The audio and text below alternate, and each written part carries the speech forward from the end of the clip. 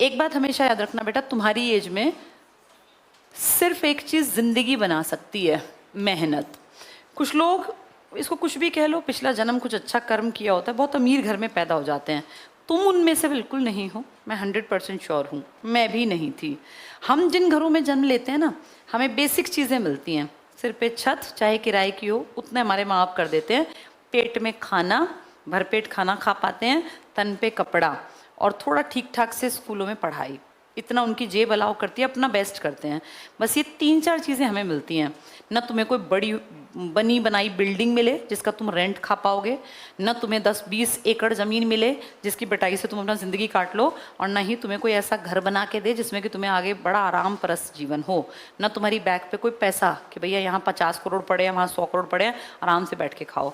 तुम्हें कुछ नहीं मिलने वाला, ये रियलिटी है। जो समझ जाएगा वो आगे बढ़ जाएगा। बैक पे इतना पैसा हम नॉर्मल घरों में नहीं होता कि हम अगली पीढ़ी को कहें कि हाथ पे हाथ रख के बैठे रहो, आराम से जीवन काटो, तुम ऐश लेने के लिए पैदा हुए हो। अगर तुम्हें कोई ये कहता है तो वो सिर्फ वो होगा रिलेटिव जो तुम्हें बिगाड़ना चाहता है। रियलिटी ये है, तुम सबके पिताजी बहुत मेहनत से पैसा कमाते हैं, बड़ी मुश्किल से तुम लोगों को 12वीं पढ़ा दिया या ग्रेजुएशन करा दी, उनके पास ज़्यादा पैसे नहीं हैं। अगर वो ये तुम्हें नहीं बता रहे तो ये उनका बड़प्पन है, लेकिन बेटा ये एक फैक्ट है, रियलिटी है। तुम इससे जितना जल्दी समझ जाओगे उतना फ़ायदे में रहोगे। तुम में से कोई भी बहुत अमीर नहीं है, जितना पिताजी कर रहे हैं ना उतना तुम फिलहाल नहीं कर सकते हो, क्योंकि वो अपना बेस्ट कर रहे हैं। तुम मार्केट में निकल के देखो, तुम्हें कोई ना पैसे दे, कहीं तुम्हें गलत फहमी हो कि मैं तो ये कर दूंगा और मैं तो ये कर दूंगी। मार्केट में जाके देखो 10,000 रुपए की नौकरी नहीं मिलती। तो अगर तुम्हारे पिताजी कहीं 18, 20, 22, 25,000 लेते हैं ना, तो उन्होंने बहुत लॉयल ढंग से काम किया है वहाँ पे, तब कंपनियाँ पैसे देती हैं। तो हम क्या करें, ये तुम्हारी किस्मत कि हम कहाँ पैदा हुए। तुम मेहनत करके अपने इस प्रेजेंट का जो तुम्हारा है घर का हिसाब किताब, इसको बदल सकते हो बेटा। क्योंकि जो बच्चा मेहनत करेगा ना और सही दिशा में करेगा, 100% वो बच्चा जिस फील्ड में मेहनत कर रहा है उसमें सफलता मिलेगी, 100% उसमें सक्सेसफुल होगा। ये तुम किसी भी फील्ड में कर लो, मैं ये नहीं कह रही सिर्फ नौकरी के लिए, तुम किसी फील्ड में, बिजनेस में जाओ तो इतनी मेहनत दिन रात एक करते हैं लोग बेटा। जिनके बिजनेस चलते हैं ना, वो 8 बजे तक नहीं पड़े सोते रहते हैं, उनको नींद नहीं आती, वो सुबह 4, 4:30 बजे उठ जाते हैं, रात में 12, 1 बजे तक वो सोचते हैं मेरी कल की प्लानिंग क्या होगी। जो फर्स्ट पीढ़ी होती है ना और बिजनेस करती है, उसको दिन रात और घंटे नहीं गिनने होते, उसको तो बेटा पूरा जीवन खपाना पड़ता है, तब बिजनेस चलते हैं। कहीं तुम गलत फहमी में हो कि भैया बिजनेस करेंगे बस हम तो सुबह 12 बजे सो के उठेंगे और शाम को अपना जो है मजे करेंगे, ऐसा नहीं होगा। ये बिल्कुल झूठी बात है, कोई तुम्हें ऐसे सपने दिखा रहा है तो। अगर तुम जॉब करना चाहते हो तो उसमें बहुत ज़्यादा मेहनत अब करनी है, 1-1.5 साल खूब रगड़ के बेटा मेहनत करो। इसमें लगातार बड़ा मैटर करता है, हम कितने दिन लगातार पढ़ेंगे। 1-2 छुट्टी ठीक है, वाजिब है, वो चल जाएगा। लेकिन अगर तुम ये करोगे 4 दिन पढ़े 2 दिन छुट्टी, 3 दिन पढ़े 1 दिन छुट्टी, तो फिर पास नहीं होगे। 100% मेहनत में रोल होता है लगातार मेहनत करने का। मेहनत तो गधा भी करता है, पर गधा सक्सेसफुल नहीं है ना, हम गधे को गधा ही मानते हैं।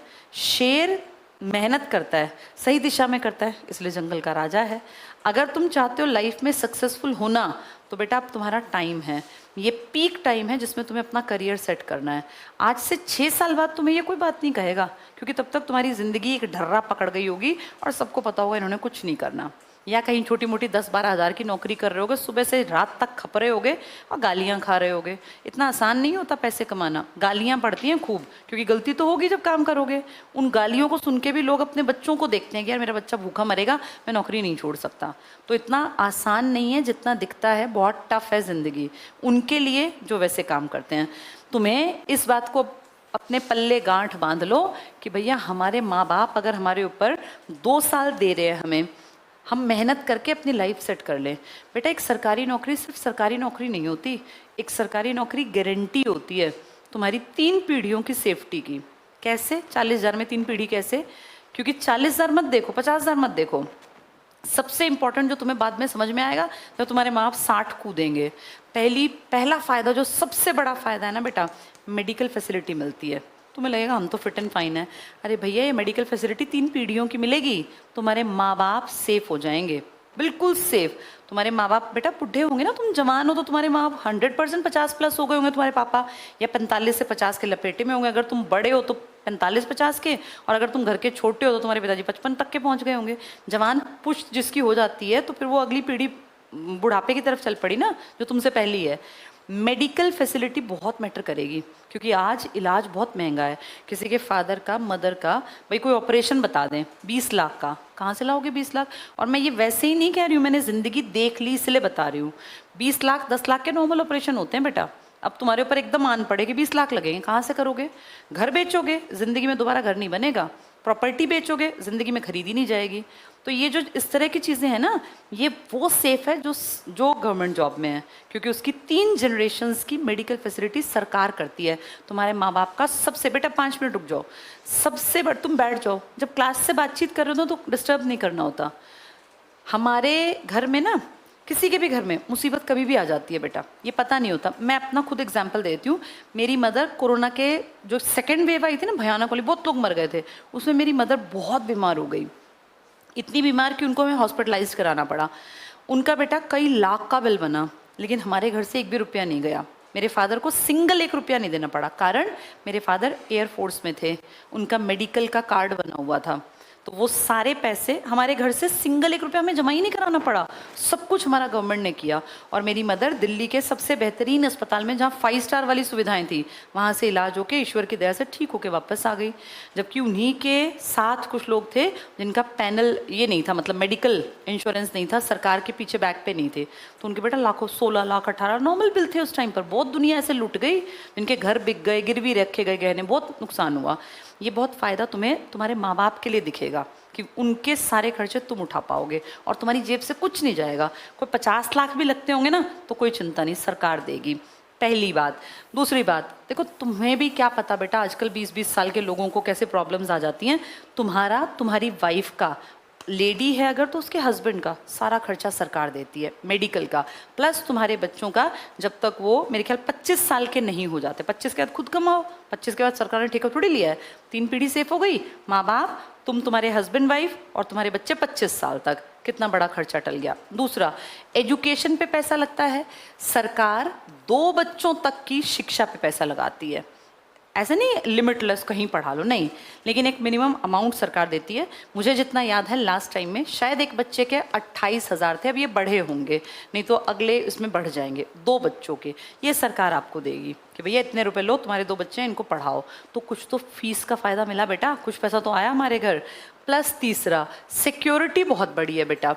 एक बार लगने के बाद आप काफ़ी हद तक फ्री हो जाते हैं। आपको घर बनाना है, आपके पास पैसा नहीं है, आप लोन ले लो, बैंक आपको 100% लोन दे देगा अगर आप गवर्नमेंट जॉब में हैं। आज तुम जाके किसी बैंक से कहना मुझे लोन लेना है, भगा देंगे, तुम्हें कहेंगे भागो यहाँ से, लोन लेना है। क्या है तुम्हारे पास कुछ भी नहीं है, तो तुम्हें लोन नहीं देंगे। ज़मीन तुम्हारे पिताजी के नाम है, तुम्हें लोन नहीं मिल सकता।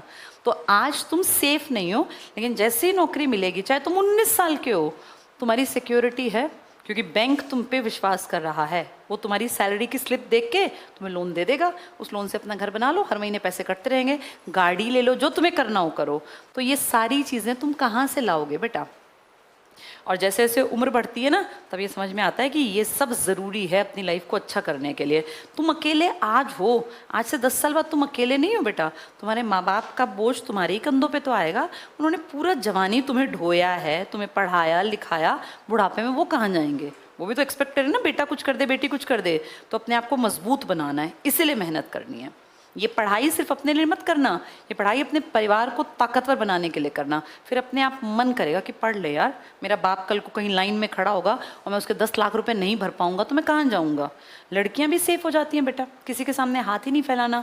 रक्षाबंधन पे भाई के घर ऐसे करने नहीं जाते कि भाभी के मन में आएगी फिर आ गई, इसको फिर 2100 दो, 5100 दो, इसका ही नहीं भरता।